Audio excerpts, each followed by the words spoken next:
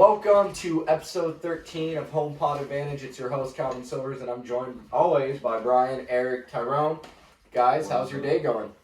Fantastic. It's been a rainy day, but I got a sunny heart, so I'm getting by. It's sunny heart. I love to hear Well that. said. Well said, yeah. How about you guys? I am very underwhelmed with my productivity by today, but it's fine. Yeah, it's a gloomy day, so no one's really feeling like working.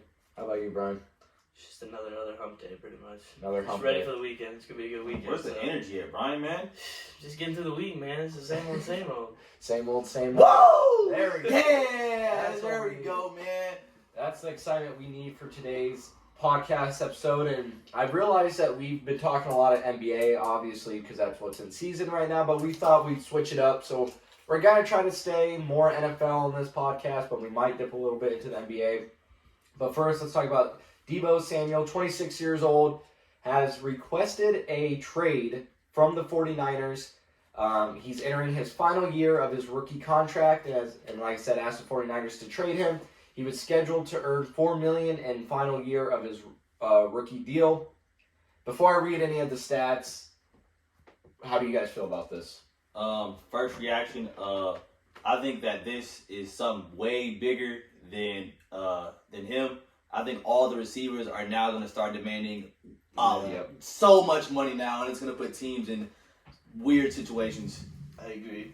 Do you think part of it has to play with Jimmy Garoppolo still not sure what he's doing with the team? I don't think it has to. Nah, he just wants money. He just wants to get paid. Like, He feels underappreciated. I mean, he's like, as soon as he even talked about possibly the stuff came out that things weren't going well, and he might have looked at he immediately got hit with the whole death threats and stuff like that, which is just absurd. I mean, come on, people. He's a human being. He's playing a sport.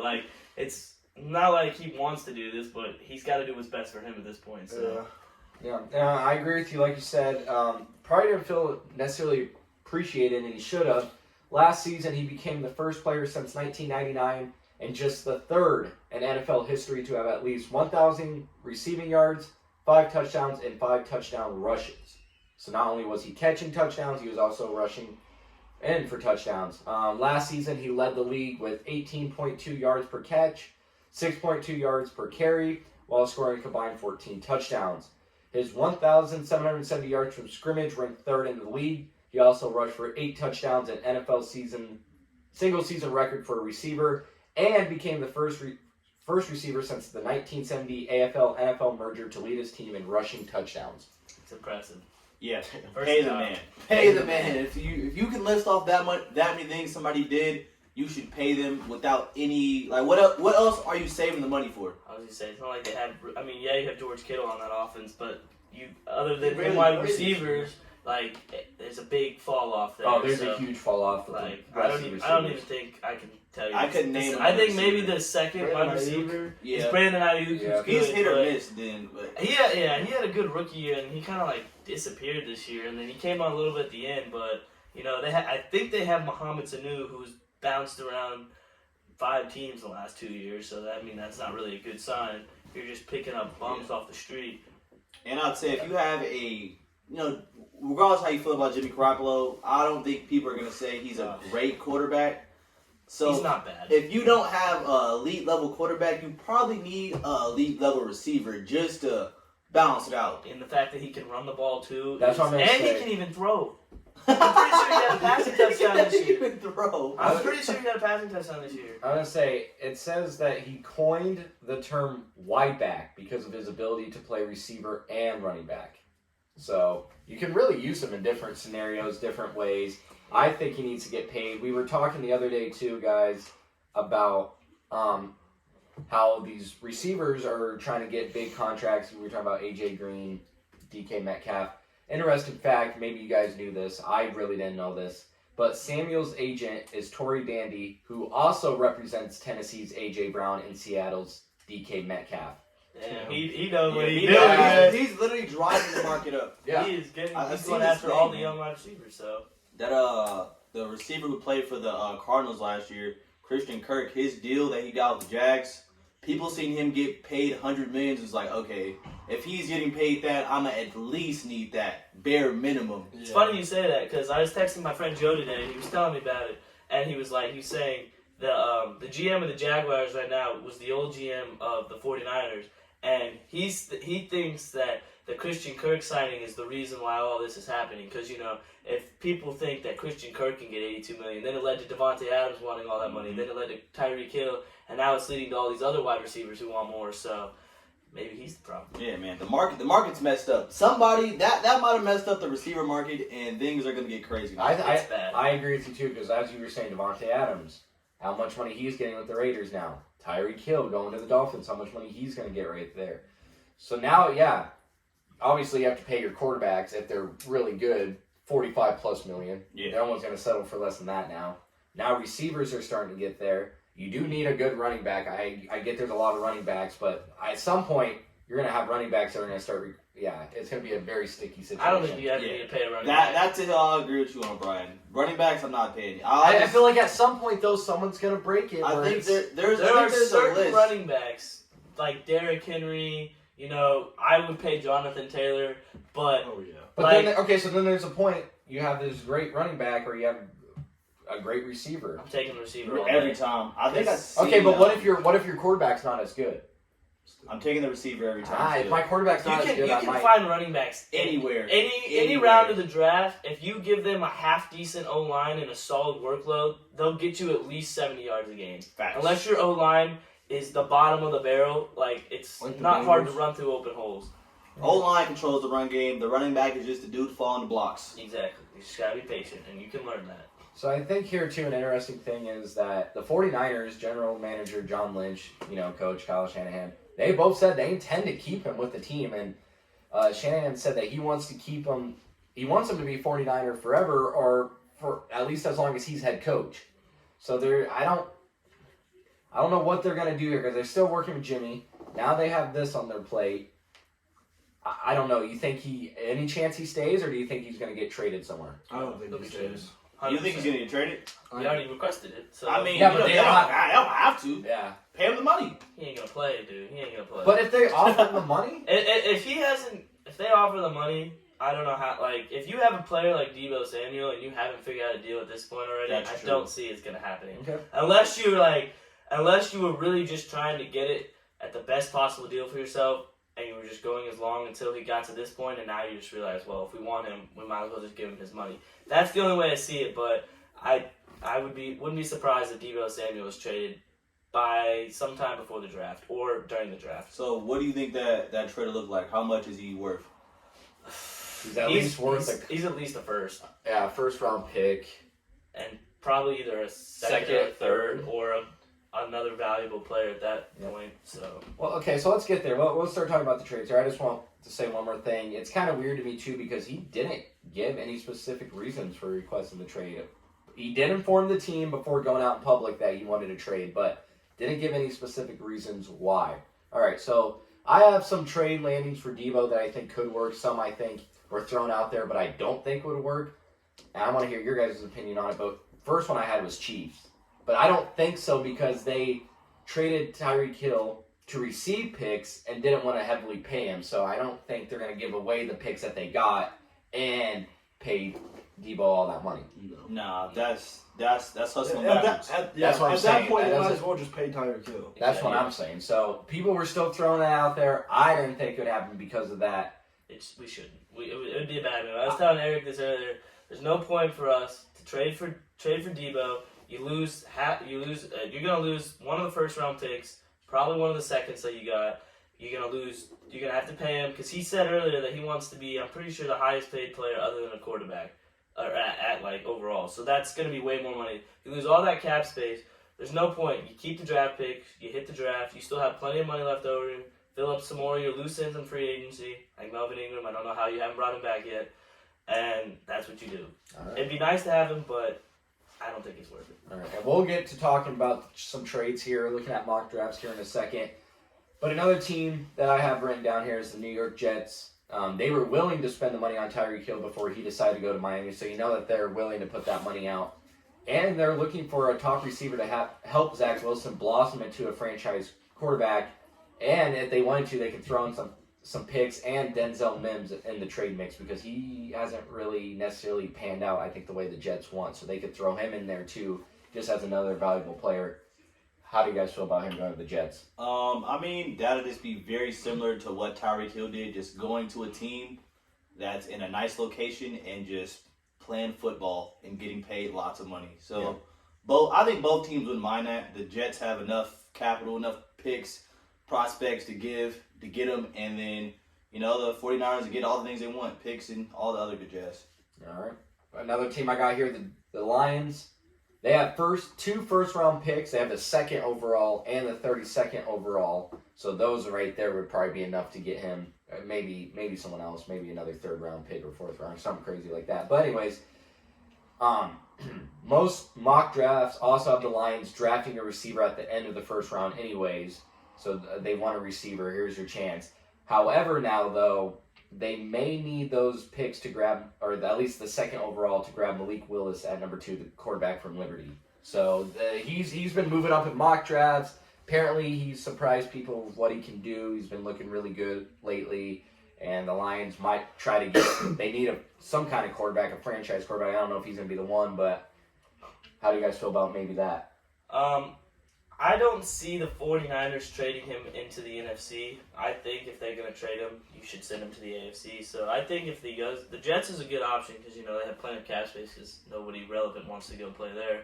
So they have plenty of money to give him, and he'll be the star there, and literally will flow through him even more than it did in San Francisco. So it's the Jets. It's not your ideal situation. You're not going to be a contender at all, but it's the money you want. If you want money, money, that's your team right Money there. and in New York?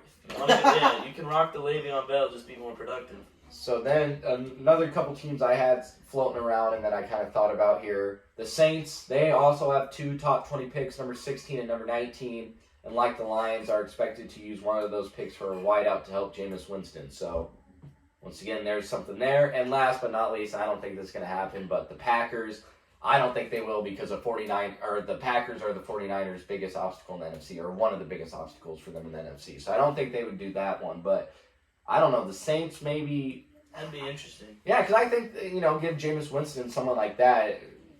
We'll see what he could do with that. And then, as you mentioned, the Jets, you're not going to have much success per se, but you will be getting the money, and that helps Zach Wilson a little bit in that regard and seeing what he can do when he has a top receiver like that. So, Deebo, thing that is you could potentially use this as a negative. If he's gonna go to the Jets and he's gonna be by far the best player on the team, then his workload is gonna be crazier than it was in San Francisco, unless they manage him well. That's true. And then they'll just use him until he gets hurt. He already has an injury history too. Exactly. That's true. He was it 2020 when he missed like 9 games? I know he's missed games every year. Yeah, he's missed a few every year. There was a few every once in a while, but I think last year was his big year where he missed the majority of the season. Okay. And I'm going to say, I was looking somewhere and it talked about it. I think it was... But like I said, this has been his first real year where he's played the majority of the games, so, Okay, so that risk. He's played in 38 games, missing 1 game in 2019 and 2021, and 9 games in 2020 because of various injuries. So... That's not that bad, I guess. Not I terrible. mean, that's half the season in 2020. Well, yeah. But plus playoffs. At least it's good to see that in 2020. Well, not good to see that he had those injuries in 2020, but it's good to see that he came back the next year and only missed 1 game. So, but that is always a possibility there that he could get hurt. All right, let's talk some mock draft here. We'll talk about the top 10, but I just really want to focus on Denver and Kansas City because those are your guys' favorite team. Let's start with Denver. Ty, no first-round picks for the Broncos, but they do have a 2nd round and the 64th, and then they have the 3rd round, 4th round, 5th round, 6th round, 7th round. Here it says the Denver Broncos need a cornerback, a tight end, an offensive tackle, a defensive line, and a running back. Would you agree with those? Yeah, I'd say we should probably get a tight end. We traded Noah Fant away, and the only tight end we have that's really good is Big O, and he's all right. I don't think he's a borderline starter material. If you can just get a young guy to take some reps away from him, or draft a corner, put somebody else on the side of Patrick Surtain, that'd be nice. All right. Very nice. Very nice. So- That's going to look scary at those. In this mock draft, you guys are, like I said, mock draft tight end from Ohio State, Jeremy Ruckert, 4th round, 116th overall. Like you said, Noah Fant's gone. They needed second tight end. So there's someone there. He's 6'5", moves well for his size, solid hands, check down option for Wilson, and he's an inline blocker who can help on either side. Yeah. So- This sounded good. Yep. Nice picking for Nice. But on this mock draft, your first pick, round 2, 64th overall, they have Abraham Lucas, an offensive tackle from Washington State. Yeah, I'm glad about that. I mean, I wouldn't be mad if they took an offensive lineman with their second round pick because the Broncos O-line isn't terrible, but it's questionable. Last year they didn't pass it that much, so we didn't really get to see if it was really tested like that. But this year, I don't want to play any games with that. I was say, you guys brought back Billy Turner after the Green Bay Packers, played well, but he's turning 31, so he's at the right tackle position. 31-year-old, he probably won't be there for too long, or it'd probably be nice to have a younger guy just in case. So there's that. You guys doesn't have you guys getting a corner until the 3rd round, 96 overall. Here they have the first corner you guys pick up, Marcus Jones from Houston. They said the reason that he's not a top 40 pick in the draft is because of his height. He's 5'8". Yeah. Must be a hustler. Yeah. He's got some bounce or some something. heart. Must be a hard hitter. Well, actually, one reason too that they said that he could be really good is he'll be one of the best return specialists in the NFL. He has 6 career return touchdowns in college. Yeah. So give a big play, give Wilson a short field. Yeah. And It's about time everybody else in the AFC West started investing in that stuff. We've been doing it for years. so then another corner you guys pick, 4th round, Zion McCollum, cornerback from Houston State. You guys must love the Houston area corners here. He is 6'2", physical brand of football. Yep. So so you can have a shorter corner who's more of a return specialist, and then you have this guy who's 6'2". So there's that. We already talked about the tight end, and then they have a running back in the 5th round, Kyron Williams from Notre Dame, a defensive tackle from Kentucky in the 6th, and a punter. Nice. The 7th round. There you Other go. people too. Yeah. So just kind of based on that mock draft, sound. I'll be pretty happy because I'm glad they're taking the running backs who I do not want Williams to get every carry. I don't want to run him down. I don't want him to get hurt. I want him to probably get 60%, 65%. Nothing ridiculous. Did you guys not re-sign Melvin? No. Is he still out there? I think so. I don't think the Broncos are going to bring him back. He's asking for a lot of money. He thinks There's he's no way point better to than it. what he is. I mean, he's not bad. He had a good year, but it's just like, why would we keep you when we have, in my opinion, the best rookie running back? I thought he played better than Najee. He did. Whenever he got the ball, he did very well. He just didn't get that many touches. He's a bruiser. He just rolls over people. It's a different kind of brand of football right there. He'll be on my fantasy team next year. There you go. Okay. Better hope, yeah. I'm not letting you get him. Yeah, I was gonna say that might have been a bad thing to say out loud. All right, let's switch to the Chiefs here. Broncos had 8 picks. Chiefs have 12. Woo! Yeah, that's pretty big. For you. Yeah. Hey, I was telling them before this. Last time we had 12 picks, we got people like Jamal Charles, so we'll see what happens. So besides receiver, I'd say it'd be cool for you guys to pick up another receiver. Where do you guys feel like you need some help at? A lot on the defense. Secondary especially. We never get a cornerback who's a real shutdown cornerback, and it pisses me off. We just bring in random guys who were first round picks and then never panned out, and it drives me insane. I get it. We have the high explosive offense, and it's nice, and people want to bring it back, but it didn't work in 2018. It showed. Pat was insane on offense, but then it goes to the defensive side of the ball, and we can't get anybody off the damn field. So how does that help? So we need help in the secondary because we're going to lose Tyron. I like the Justin Reed sign, but we're going to need another safety. I would like us to draft at least 2 corners. We're going to need an edge rusher for sure. Maybe another help in the middle. Maybe a linebacker. Definitely another receiver. And I'd like a late round offensive line and running back pick as well, since we have 12, so we can get everything we need here. I'm going to say, Ward, he left for the 49ers, so cornerback probably should be looked at here. So, I mean, like I said, mock draft, they could move up, but right now it says first round, number 29 overall from the Dolphins, Perion Winfrey, defensive tackle from Oklahoma. It says the Chiefs' 3 biggest needs would appear to be edge rusher, cornerback, and receiver. I would say, and I don't know why they would put us a D tackle. I think that's on the back of our like, 5 needs. So it says here because with star Chris Jones, the only defensive tackle on the Chiefs roster currently signed through 2023, would be wise to build for the future of a tenacious defender who might explode amid all the talent he'd be joining Kansas City. Yeah. I mean, I think what the Chiefs are going to do is we're either going to try to trade up inside the top 10, top 15, try to get like Jameson Williams or Chris Olave or one of those guys. And if that doesn't happen, I don't think it's if it happens, go for it. But I don't think we necessarily need to do that. We can stay at 29, 30. There's plenty of this wide receiver class is stacked again. There's plenty of guys we can get at 29. Then you can get a cornerback or a D end at 30 as well, and then I think that's what they should do. So. All right. Well, here it has second round, number 50 overall from Miami, Jahan Dotson, wide receiver, Penn State. So, he's good. Yeah. Not going until the second round though, but if you can get him in the second round, that's pretty huge. It says here that in the Chiefs, building or whatever, among the staff and whatnot, Jahan Dotson, Treylon Burks, David Bell, Christian Watson, all big fans inside the KC building. So it looks like huge on this kid. Like you said, we talked about it actually on one of our past podcast episodes when we were just going over the draft. So they said you're not going to cornerback till number 62 overall, second round, Jalen Watson, Washington State. Here it says one. What's cooking him? Yeah, one could make the argument that Kansas City's biggest needs is replacing Not Hill as starting quarterback. Probably winged out there. So there's someone else. Defensive end, third round. Offensive tackle, third round. So running back. James Cook. I love Dalvin Cook's brother. I'd take that in a heartbeat. Yeah, that would be a good one. Yeah, it's Dalvin Cook's brother. Chase Lucas, another cornerback from Arizona State in the fourth round.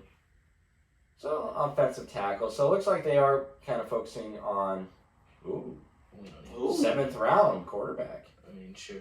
Sure. Eastern Washington.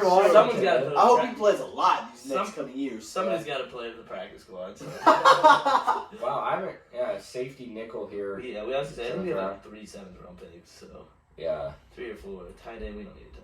I just pick a random people. Yeah, at that point you're just. He look cool. I already know how Brett Veach works. We always have like 2 7th-round picks. He'll trade up into the 5th or 6th round, get rid of both of them. That a guy that he likes that he knows won't fall, and he'll just go snipe him like he always does. So Brett Veach's been stepping up, Nick Bolt last year, still he'll get used to that name tag. You'll hear it a lot. Then Willie Gay was a hit on that before. He's gaining a lot of confidence here, so I like to hear that. Then. We got, who else has he hit on the last few years? Yeah, some other guys, but those two especially. Because about quarterback and linebacker were the 2 positions in the Chiefs that. Okay. Hey, Brian, you were giving some good Shut up. He said, I want to hear about the Broncos. That's what he said. He said, I want to hear about the Broncos, man. You got a Broncos jersey waiting on you, man. Come on, man. You can take that off. Want that. You can take that off if you want, Eric. You can take it off, bro. We're in the Chiefs City. You want to hear about some Mom was electrifying wearing a stuff? Chiefs hoodie. I Mom was don't. wearing a Chiefs hoodie. That's like the only hoodie you have. Christian Watson. Yeah, That's this what one. I want us to take. So this is a different mock draft. Yeah, they have Christian Watson, pick 29 for the Chiefs, and then you guys get Jermaine Johnson, the second from Florida State, an edge, and for pick 30. So I'm sorry, bro. I don't care. I don't care. I was following along. So yeah, some teams without a first round pick: the Bears, the Colts, the Browns, 49ers, Broncos, Raiders, Dolphins, Rams. You don't need one. So those are all teams without a first round. Their first picks: Rams, We don't need corner. We don't need picks. You don't need picks? No, we got the players. We already got the players. I'd say you got the player that you need. Okay, Who knows if he's using the answer? That's Come true. on now. Hey, I was gonna say last time the Broncos got an old quarterback, you see what happened. Had the best offense ever. Yeah. Ever. Yeah, Demaryius Thomas, Eric Decker, Emmanuel Sanders, and Julius Thomas totally relates to Cortland Sutton, Jerry Jeudy, and a bunch of randoms that Yep. no one's ever heard of. Yup. Totally equals Yep. outside. Totally. Come on, man. Tim Patrick about to show up, man. I guess Sutton I about to forgot go about him. crazy. Jared Judy about to be routing them up. Man, it's about to be crazy. Tyran's not back there either. Touchdown. Go deep, go deep, go deep. Tyran's overrated. Overrated in your opinion? Man didn't do anything last year, and he's out here complaining like we betrayed on him. Show up on the damn field other than leadership, man. There's more to the game. The reason why he couldn't do nothing is probably trying to close those other players. Hey, scoot over. That's fair. We got Daniel freaking Sorensen. I gotta say, Sorensen doesn't help. He's gone though. He's in New Orleans now. We don't have to worry about him. Thank goodness, right? I don't know how he's on the team. He was getting beat often. Every time I was He's not looking. good at all. Literally, he's so bad. I think the only thing that kind of kept him in, at least with the Chiefs, is he would make a good play every few, every so Yeah. often. That would be like, oh, that was Yeah, either the play- game-changing yeah. or, and it's like, all right, I mean, I guess we got to keep That going. tackle against the Texans when we came back from 24-0, they went for it on 4th down. He made the tackle to stop him. That play right there signed him 2 years. That's what I'm saying. He was just that's all it took. he was making enough big plays to get a contract. So I wish I love could that do game. That game made me a Patrick Mahomes fan. When they came back, Well, Yeah, wait, I was hating on him. You still Patrick Mahomes fan? Yes, he's cold. He's He up is cold. We'll see. He's the third best quarterback in the division. No, I'm playing. I'm joking. Wow. I'm joking. Wow, I was son. joking. That was a joke. That was a Yeah, joke. you I was can't. just You saying. got some reputation. yeah, come on, man. Jeez. All right. I know I said we were mostly going to talk NFL, but we got some time, so we're just going to talk about tonight's games and kind of our predictions. So we'll start off. We said we've been waiting for it. Kicks off in less than an hour as we're recording. Nets, Celtics, Game 2. I got the Nets in this one. Kyrie, KD, both going for 30 plus. Yeah. I'm going to say I think KD's not going to have another game like he had last time. I think he's going to step it up. It'll be interesting to see how the fans in Boston, how that plays out again. But There's a Red Sox game today. They were saying, what were they? They were chanting, I think it was "We Hate Kyrie" or "F Kyrie" pretty loud at the Red Sox game. yeah. So I wonder too after That's Kyrie was fine. I guess we can talk about that here in a second too. After Kyrie was fine, I wonder if he's going to be flipping people off again and think so. He will. I think you should. Yeah. I think they should let him. He's right. It's the Yeah. playoffs. Okay, so before we go on with anything else, then you think he should have been fined or Yes. not fined for I his mean, he actions? has to be fined. But- you cannot fine. You cannot not fine him. I honestly wouldn't have fined him. You Yeah. got people, saying "F you," people saying he sucks, people booing him. I'm Probably sure saying other crazy crazy- things were said yeah. to him. Anywhere he goes in the stadium, even when he was like walking back to the locker room, people were saying, That's you so you funny. suck. Yeah, like calling him a bitch and whatnot. Like, why can't he flip him off once? It's not like he's trying to get in the stands and fight these people. Anywhere else besides a sports a field or a court, you cannot walk up to people and start cussing at them. You cannot just do that. That's what I'm saying. It's like one of the only jobs where, people can just get in your face and yell at you and all this stuff and really say some crazy things and have no Nothing. consequences. Yeah. I get it's a playoffs, and I get he is looked upon by a lot of people, so maybe you should have a higher standard. But hey, if people are calling me those names and really booing me and all this stuff, I'd be mad too. I've never seen an NBA contract, but I feel like somewhere in there it's like you have to like remain professional if like you're getting heckled at some point, because then it says if you don't, you'll get fined. So I feel like they have to know that if they respond to fans, then they know in their head that they're going to get fined, especially if it's flipping them off or I don't know. So Kyrie is probably worth it though. Yeah. Like Kyrie's the type of person he's gonna stand with. If he believes in it and he believes it's the right thing, he's gonna do it every day, Yeah. regardless if it's with consequence. So do we all have Nets or Celtics? 'Cause I know me and Ty, I think we got Nets. I think the Nets will win tonight. Nets win. I have the Nets, but I have one more thing to talk about the Kyrie situation. Okay. I saw after the shut up, Frank. If I saw I was watching the end. I saw a clip on YouTube and it was the TNT squad like shacking them, and they were talking about Shaq was saying that like the people like Bill Russell, like guys in the older days had to hear a lot worse from fans, and they had to like he was saying Bill Russell, Jackie Robinson, like people like that paved the way, had to hear a lot worse, and they just had to like take it and just remain silent. I mean, obviously it's a different day now, but No, I get that. I kind of hate when they talk. I mean, because they're old heads, and that's all they talk that's right. about. Yeah. But everybody is not Jackie Robinson. That's what I'm saying. Everybody's That's not what I'm saying. Yeah. Martin Luther King. Like, this is not like.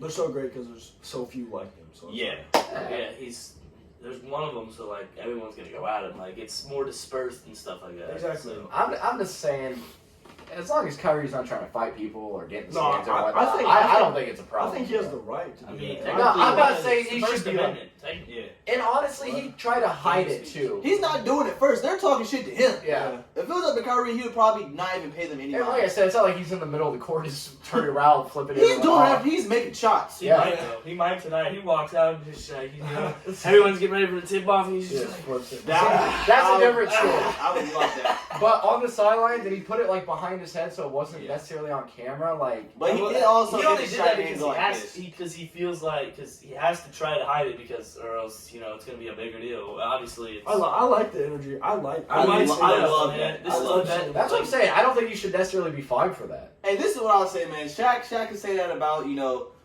Jackie Robinson, Bill Russell, but at the same time, I don't know how I always get back to bringing this dude up. But Michael Jordan's supposed to be the biggest trash talker, talking crazy. You had Reggie Miller going like this to Yeah, Spike sure. Lee. It's the same thing. But I think it's just because it's Kyrie that it feels so different. Yeah, That's true. I agree with that. I would say, you have people like, Michael Jordan, Yeah, talking that- all the yeah, time, that- that 'cause- choke. like how Shaq was saying. Charles was saying that Kyrie's never gonna get the benefit of the doubt because of Yeah. stuff he's done. So The way the media guess- portrays him. I feel like and Kyrie, stuff he's done. Kyrie is beating the media and the fans every single time when it Yes. comes to him versus the rest. And if he gets a ring this year, Kyrie, this might be one of my favorite seasons by any athlete ever. See what happens. Going from not saying I'm not going to play at all to winning a ring to Hooping. hooping and winning a ring. I'm just glad to see that, while he is flipping fans off and whatnot, that it's not necessarily getting in his head. I mean, he's still dropping 30 plus. Easily. He's not worried about. He's worried about He's making just- baskets and yeah. fasting. Yeah, He just- fast. And he's fasting. 0 calories. Yeah.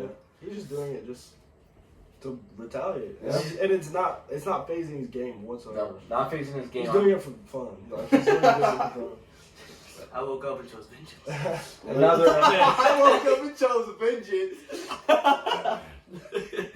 Great movie, by the way. Another game happening tonight. Game 3. 76ers, Raptors. Philly leads 2-0. I think they go up 3-0 tonight. I mean, I feel like every game can't be a sweep, so I'm just going to say the Raptors maybe get one. I don't know. I don't know if Scotty and them start playing, and the way I don't know, the Raptors make it close to 1.5 quarters and disappear at the end of the second and the third quarter. Yeah. The next thing you know, I'll check the score and they're down by 25. I just don't know what happens to them. The 76ers have had a double-digit lead every game going into halftime. See, can't do that. Scotty Barnes is day to day, but Matisse is not going to play tonight because it's in Toronto. Yeah, there you go. Is he on isolate or something? Yeah, he's not. Yeah. He's sitting on his 10 toes, too. T said, I know I'm a role player, I still ain't doing it. I still ain't going. So, Embiid told Nick Nurse after the last game to stop complaining about officiating. Do you think he's in the right to tell another team's coach to quit complaining about? Yeah, he's winning.